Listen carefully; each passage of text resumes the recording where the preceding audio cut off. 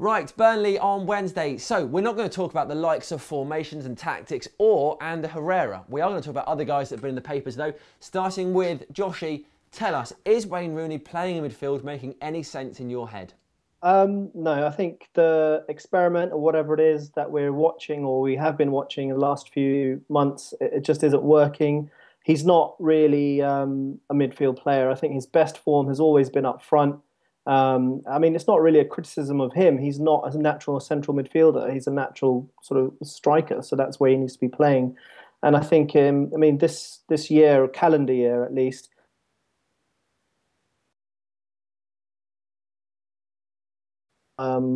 he's not actually. So I don't think it's his natural position, and he's not effective there. So it's time for him to shift back up top. Gaz, you used to be a fan of Rooney in midfield. Is that still the case? Well, no, of course not. I think he's not played well there at all. But I am glad we did this experiment because I think that it would have always been a question if not. But he's gone there, and let's face it, he's not putting the performances. So we're going to have to move him. And for me, I guess one of the reasons why he's been playing there so much is because Van Gaal has said that he's not as good as Van Persie and he's not as good as Falcao. Well, both of them, I think, are playing poor now. So I think there's no excuse for Rooney not to be put up top. And especially with so many fans calling for a player like, I know we said we're not going to mention him, but Ander Herrera. Put Ander Herrera in midfield, move Rooney up top, drop one of Van Persie or Falcao. Drop them both. He needs to go up front, though. All right, Dave, we've had some opinion. Now, give us some facts. Well, again, I think that Wayne Rooney is a striker. And if you look at his best seasons come 2009, 10, 12. Both times he played up front and he scored over 20 goals. That was the best Wayne Rooney. That was the Wayne Rooney that wanted to play for Man United and really cared about it. If you go into his stats and you're looking at central midfielders in the Premier League, the ones that Wayne Rooney should be sort of compared with, Fabregas, Silva, Toure, Hazard, you're looking at passes in the final third. Wayne Rooney this season's completed 318. You compare that with Eden Hazard, he's nearly doubled that. He's on 586. So Wayne Rooney just isn't, it's not working for him in central midfield. And the sooner that we move him up top, and replace the likes of Falcao and Van Persie that are, misfiring massively. But, you'll see a better Man United. All right, thanks. So, from one misfiring midfielder to another, Joshy, tell us what is going on with Angel Di Maria. Probably not how you say his name quite right. I think it's a combination of things. He is new to the Premiership, and when he came, he really started off well, but the injury sort of interrupted that. And maybe he is taking a bit of time to get back in the swing of things. The other thing is he has his wife and kid here, and they've just been burgled, so there's going to be some psychological issues there. He might be a little, whether he likes it or not, it's going to affect him. I know from experience that it does affect you, so it might be a bit of that, and also it might just be a blip of form. So he's a class player, and I think it's just a case of play him, and eventually he'll play his way back into form. Gaz, Di Maria, talk. I'd like to see Angel Di Maria be played on the wings, to be honest, or as a front three in a 4-3-3. I think that's where we'd really see every single attribute that he's known for come into play for United. I think that a lot of people were calling for this diamond, and while people were calling for that, I was still calling for a 4-3-3, and that's not changed, and I want to see Di Maria play higher up the pitch. Okay, so Dave, where is it going wrong with Di Maria at the moment? Is it a case of he's playing in the wrong positions and he's not really used to that? Or is it the formation isn't built around his style of play? I'd say it was a combination of both, really. I think, he played as a forward for a little bit, which was absolutely ridiculous. And now he's playing at the top of the tip of the diamond, which again doesn't suit him.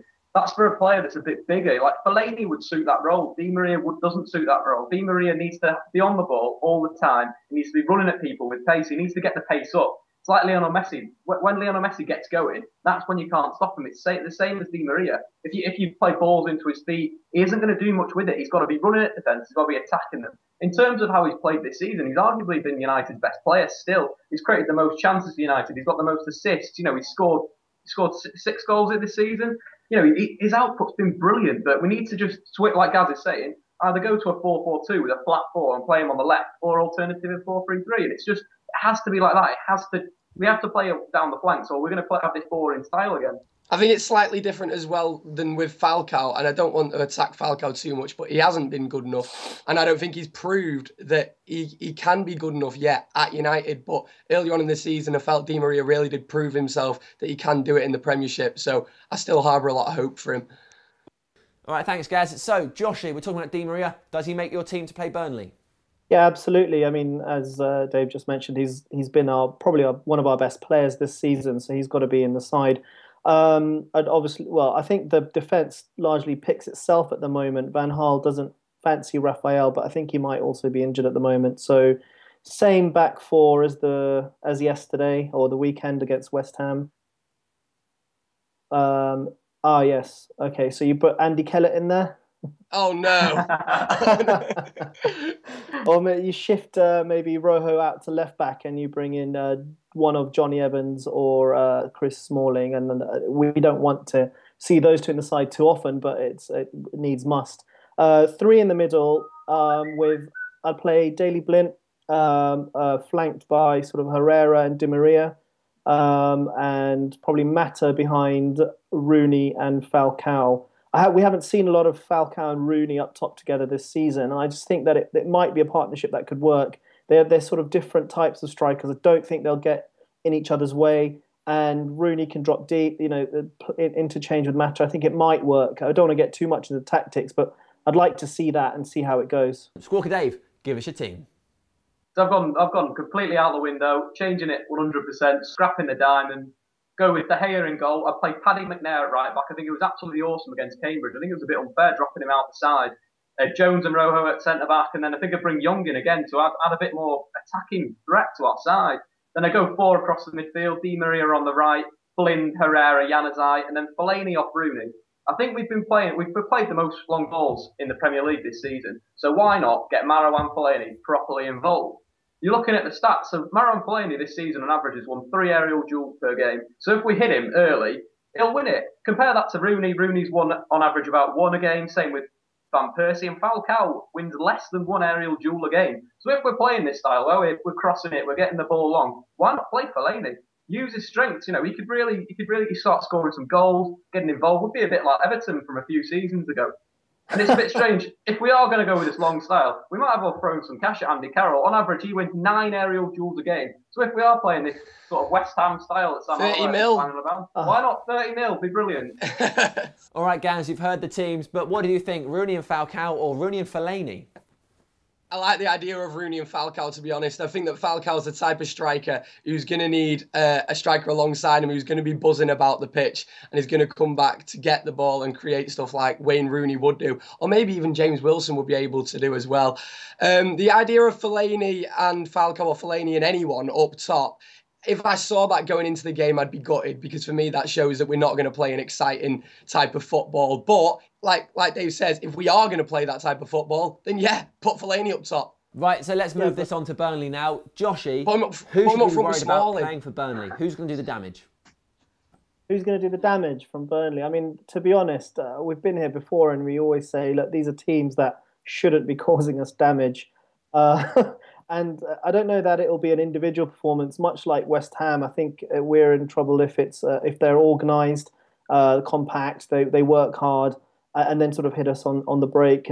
I don't know that they have any specific individuals that I would worry about ordinarily, but I think that it's been more about team performances against us, and that's the danger. Dave, do you agree with that, or are there players at Burnley that could cause us real problems? It's all about Danny Ings. I think he's obviously got through the January transfer window, still staying at Burnley. He showed a bit of dodgy form over Christmas. I think that was playing on his mind. Will he move? Won't he move? But I think he's really coming back now. He's in the Premier League this season. He's got 4 assists and scored 8 goals. So he's Burnley's best player. At the weekend, he scored and got an assist. So, it's really him to look at. Ashley Barnes is another one, a big physical striker. It's going to be, if we did play Marouane Fellaini up against Burnley, that'd be perfect, because you've got, some big strikers up there. I think that'd be quite a nice game. Gaz, anything you quickly want to add? If we don't win, we're going to be our own worst enemy in this. It's going to be a lack of creation that'll do it. I can't see us losing, but if we were to draw, then it would be our own fault.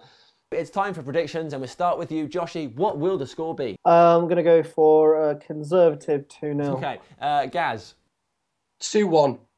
Okay, and finally, Joshy, no, Yeah. Dave, or Joshy, you can have another go, but Dave, go on. 4-0. Okay, I'm going to say 1-0. No, I always say 1-0, don't I? 3-0. It's going to be 3-0 because I'm not saying 1-0 again. It'll be great. Guys, thank you very much for joining us. And everyone at home, thank you for watching. Subscribe to Full Time Devils. Get your comments in. What do you think about Rooney? What do you think about Di Maria? What do you think the score will be? That's it. Subscribe to Full Time Devils and have a great day. What I see out there on the pitch, we would have killed for at times during Sir Alex Ferguson's reign. Some of the players that are out there, Angel Di Maria, Rooney, Falcao, these are players that grace World 11s, not just Premier League 11s or Manchester United 11s.